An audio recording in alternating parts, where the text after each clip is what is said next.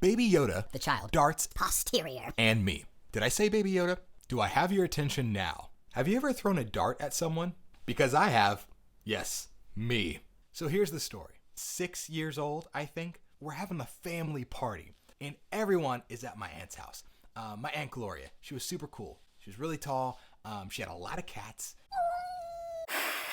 Everyone's in the backyard. My dad's grilling. Hey, you want some hamburgers? You want some hot dogs? I'll put a little of my special sauce on it. It's just ketchup. And we're all back there, and I'm with my cousin, Steven. Me and Steven back in the day, we were tight. We were bros. Ride or die. You get into that big wheel at 5 and 6 years old, and you are cruising like you are taking over the world, and that's what we did. The world was our oyster.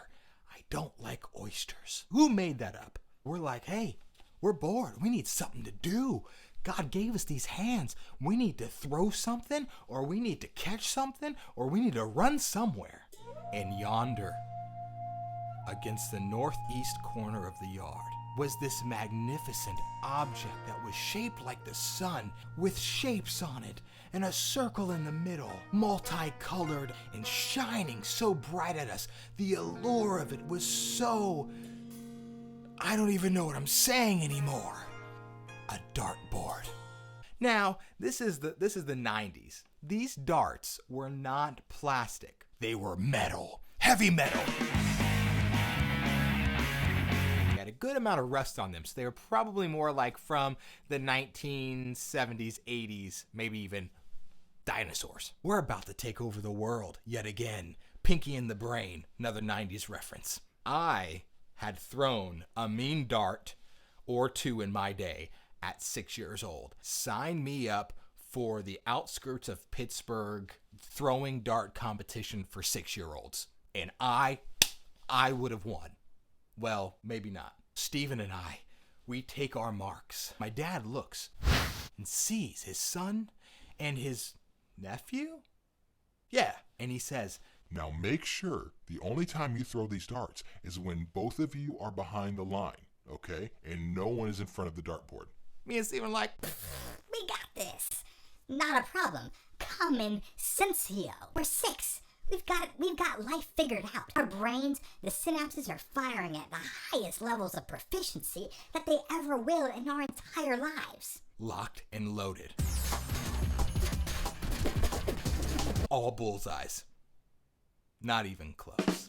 We pull our darts out of the board and we go back and we throw. We're doing this for a long time. Steven decides to go get his darts in the board instead of waiting for me to throw my darts. My dad's over there grilling. Everyone's laughing, having a grand old time. And something comes over me. Throw the dart now. And without hesitation, I don't aim at all. That dart landed right in Steven's posterior. Yes, it did. Steven let out a yell. Everyone rushes to Steven, reaching down, trying to...